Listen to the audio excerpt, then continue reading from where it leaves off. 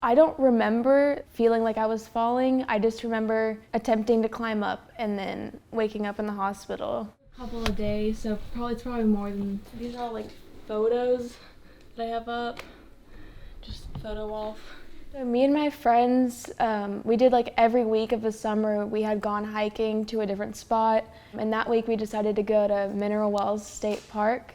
We used to like climb up all the rocks when we would go, but one rock we climbed up was a little bit higher and steeper than usual.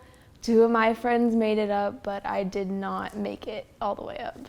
She ended up falling 15 to 20 foot.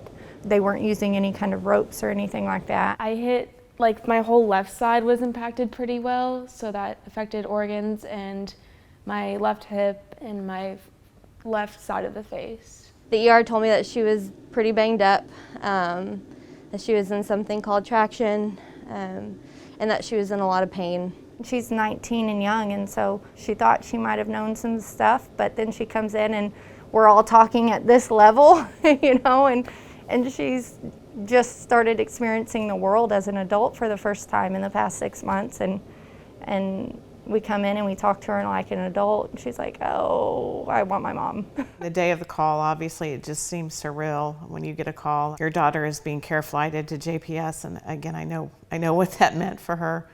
But we were able to stay in the ER that night. They let us see her for a brief period, and I knew once I left her that she really had to be strong and be the independent child I had raised, and I knew that the nurses and the clinical staff and those taking care of her were really what would help her get through this. It wouldn't be myself, her dad, or her stepdad helping her. It would be those clinicians helping her, the nurses primarily. Any patient young like that just kind of makes you cringe. And then knowing automatically that, wow, she's not going to have a family member here during this traumatic time in her life. I think that was the very first time that I felt the challenge of this COVID no guest policy.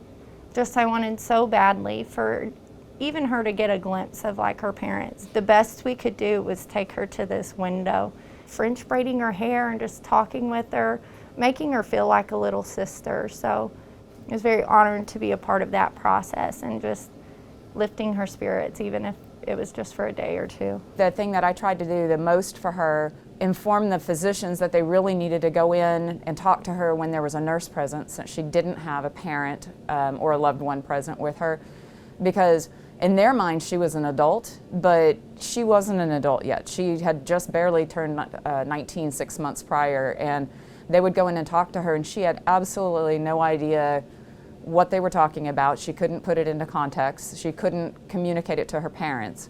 So I tried really hard to make sure that either I was present when the doctors would go in, or that a nurse was present, and tried really hard to communicate that to them to make sure that that happened. I felt such a bond with those nurses, even though I wasn't, as I mentioned, I would call them, probably 6 and 7 times a day.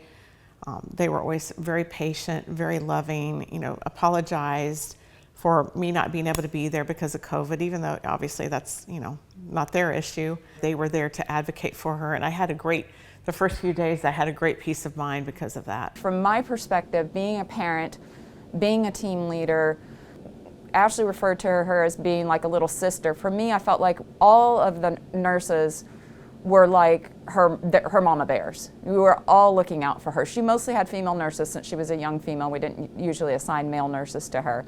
And we all advocated for her to the best of our ability every moment that she was here. So she didn't have one mother that was here, but she had probably 60 mothers that were looking after her. The thing that kind of kept me going and kept me wanting to get better was those nurses who didn't just treat me like a patient. They treated me like a loved one that they wanted to get better and they wanted to advocate for.